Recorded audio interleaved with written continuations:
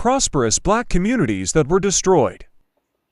In 1906, a railway depot was made for Phillips County, Arkansas, and the town of Elaine sprang up around it. The area was previously a major producer of cotton, so after the Emancipation Proclamation, the previously enslaved people of color turned to sharecropping, which is pretty much when someone allows you to farm on their land in exchange for a large cut of the profits of the harvest. It was typically 1/2 to 2/3 of the profit from the harvest that the landowners would take, but on top of that, they would charge high interest on the debt of using the land and additional fees, so sharecroppers made very little.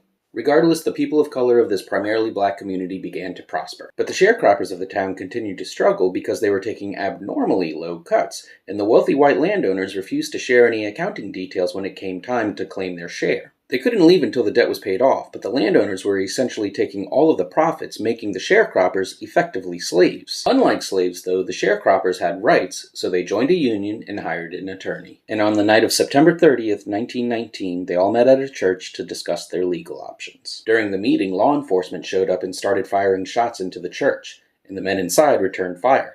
And one of the officers was killed. Word quickly spread of the incident, and it was labeled as an insurrection against wealthy white landowners. The governor contacted the U.S. Department of War and asked for military backup, and the Secretary of War sent 500 soldiers to squash the alleged revolution. Mobs of soldiers, law enforcement, and vigilantes flooded the town of Elaine, and they were ordered to shoot to kill, and that they did, indiscriminately killing over 200 men, women, and children. In the attack, 5 white men died.